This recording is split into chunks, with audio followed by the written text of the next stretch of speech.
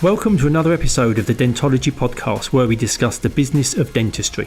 In this podcast series, we'll be discussing all the non-clinical aspects of dentistry, from goodwill values, finance, marketing, how to buy and sell a dental practice, mindset, through to where you can invest your money in team management issues. My name is Andy Acton, and I'm joined by my co-host, Chris Strevens. Let's jump straight into it. So welcome to this special edition of Dentology, the Business of Dentistry podcast. And today it's Chris and I, and we're just talking about something that's really important called management. Management, the M word. That's right, yeah. And let's kick off with Peter Drucker, who's an amazing guy. And he says management is doing things right. Leadership is doing the right thing. Oh, yeah, nice, interesting. I like that. But it's true though, isn't it, actually? Management really is a bit like the implementation of what leadership decides, and whether you're the same person or whether someone is the leader who then wants that vision delivered, you need someone to deliver it. I mean, how many times have we heard that people have done all this consultancy, got all this advice, and then have failed to deliver it? They failed to implement it because of poor management. Yeah.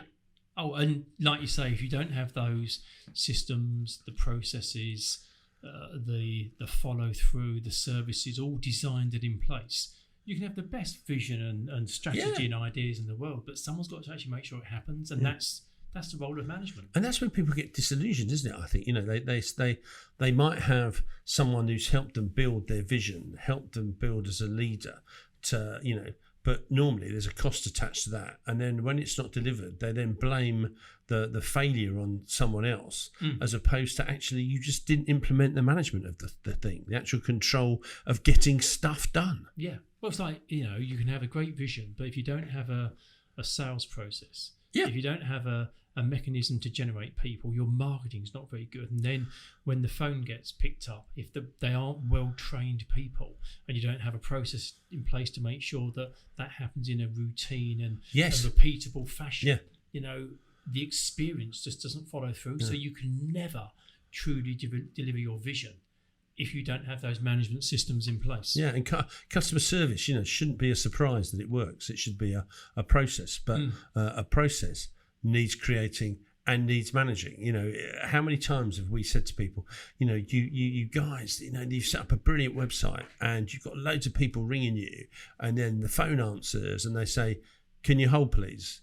And what's the point of that? That's a failure of management to deliver on harvesting those opportunities. Everything you did up to the point to make the phone ring, and then when the phone rings, you then don't give that person your attention and you put them on hold. Yeah, makes crazy. And that's a management process. It's someone has to manage that process to make sure it happens. I find it fascinating. I mean, we've talked about leadership before, and there were 4 characteristics of leadership, and I think the same applies with management. There's 4 characteristics of management, and I think the first one is grip, and grip is understanding the budget, the targets, the trends. It's the granular numbers that you need to keep an eye on. So in a dental practice, it's like, how many recalls are due this month? Yep. It's just knowing those numbers. Within our business, there's certain metrics that we just know because they're vital to the ongoing success of our business. And it's basics, isn't it? It's basics like about how much money did I make? Yeah. What was my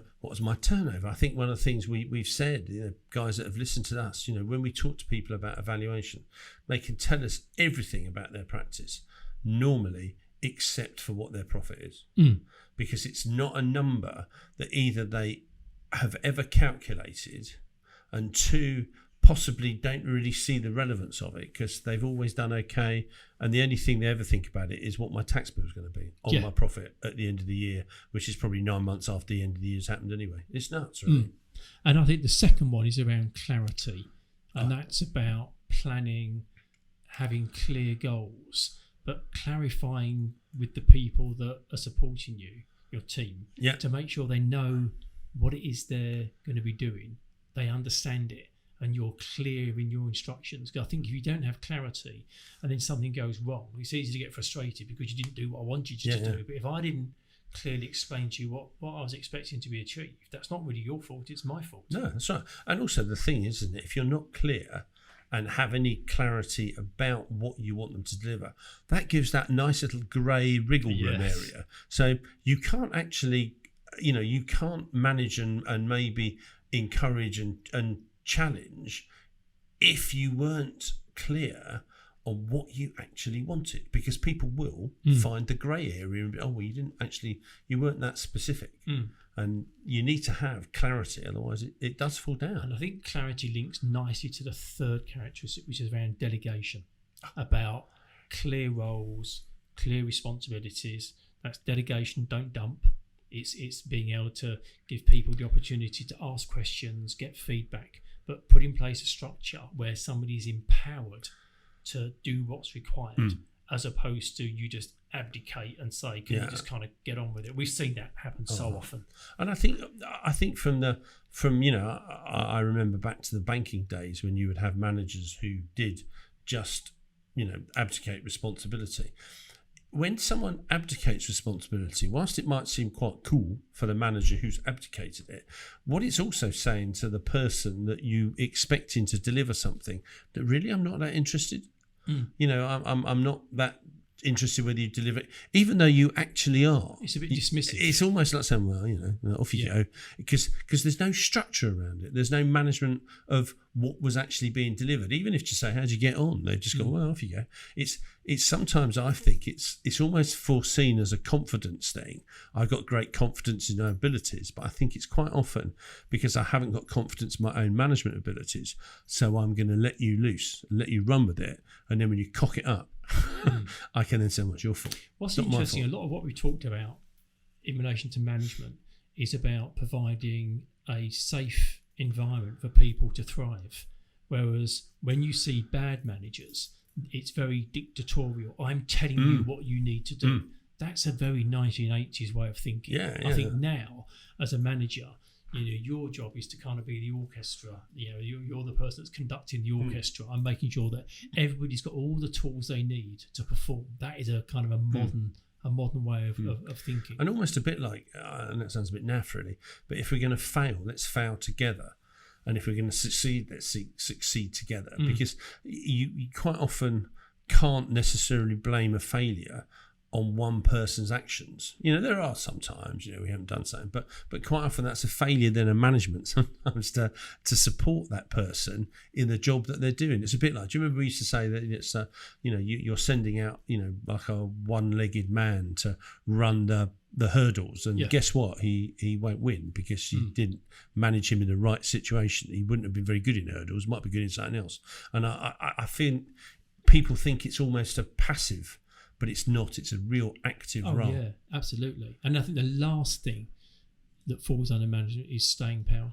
I think that you need to have determination. You need to have perseverance. You need to keep making sure that all those small things happen routinely. Management isn't something you do on a Monday morning and then forget about it until the following week. It really is. And like that word that you just used, active. Yeah. You have to be an active manager, and you need to stay fully immersed in the process all the time to make sure that all those small things continue to happen. Yeah, it's like consistency, as you say. You wouldn't run a train network, would you? And you'd only check that it was okay once a month. Yeah. For the safety, while the brakes worked. You'd want to make sure those brakes are actually working all the time. So exactly right. And I know we talked previously about leadership, but there's no doubt that whilst leadership covers kind of the authenticity, the focus, the inspiration and self-belief, you can see where management overlaps. And there's a classic Venn diagram that, you will in smaller businesses, the leader will be the manager, but you might have a leadership team and you may have managers working with you. And those managers need to have the grit, they need to have the clarity, they need to be able to delegate, and they need to be relentless in that determination to make sure things happen. Well, it deals with the complexity of the business, doesn't it? The delivery of what your vision and leadership role, your leadership has defined where your vision goes. Management's about dealing with it and actually making it happen. Yeah, exactly. And I think you're right. I think when you look at there's certain cases where they cross over really nicely. Like, leadership will be aligning the right people. But the management side of things would be getting them organised and getting the right people in the right place. So you can see where there is a crossover between those two. They're not separate, but when they fit together nicely, and you've got great leadership at the front end setting that vision, and you've got a good manager making sure that it's being delivered on an ongoing basis, that's a well-run business. Yeah, well, it's another one, isn't it? I suppose is leadership is about setting maybe the financial objectives of the business, but management is making sure that that's then translated into budgets and monitoring and delivery, because you need the two to work together, otherwise you won't get delivery. And it's easy to get carried away with leadership because it sounds more fun and more aspirational and a bit more glossy, and management's about numbers and grip, but they're both so important, because if you don't have one you can't have the other, and it works both ways and in reverse. And quite often, isn't it, it is a different set of skills really, but in most businesses, what is it, there's 5 million small businesses in the UK or something, and nobody knows how many dental practices, but somewhere between 11 and 12,000. Most cases, that leadership and management is the same person. Yeah. So they've got to really work hard to be able to be a good leader and a good manager, because it's probably in neither of their comfort zones. It's probably neither of their skill sets. They've got to learn how to do it. But you're back to the fact of, if they're not taught, they won't learn by osmosis. I always think of my dad, bless him, but he drove for 60 years and 60 years experience, and he was as bad a driver as the day that he stopped driving as he was the first day. Just because you've done it for a long time doesn't mean you're any good at it. I've owned my practice for 35 years, but it doesn't necessarily mean you're a great leader or a good manager. You've just done it for 35 years. And also I think sometimes you need to stop and work out what your priorities are. Say, as a manager, what are my management priorities? What are the things I really need to focus on, and make sure that they're nailed. Once they're nailed, you might move on to other management responsibilities, but you need to know what are the important things you need to know and control in your business, because if you don't know the answers to those questions and you haven't even started asking those questions, you won't have a handle on where your business is going. And then going back to your point about budgets and planning, you can't set budgets and plan if you don't know where you are and also where you're heading. Yeah, and how successful or not successful you'll be. Whatever you might be doing with your sales and marketing, if you don't know if that's having an effect, then it's sort of wasted work, potentially wasted time and wasted money. Absolutely. I think it's a whole massive sort of like area, isn't it? We talk about it for a few minutes to give people a snippet. And also there's so much information out there, but I think one of the hardest things is actually getting people to implement stuff. Yeah. Because you can read as many books as you like. And in fact, you can go to as many consultants as you like. But until you actually want to do it yourself, all it becomes is just words on a bit of paper. And I guess if this sparks people into some action where they just start to look at themselves and how they manage their business, then I think we've had a result. Yeah, I do as well, definitely. Thank you for listening to this episode of Dentology, where we discuss the business of dentistry. If you like what you heard, please do subscribe where you found this episode. That would be amazing. And also follow us on Instagram.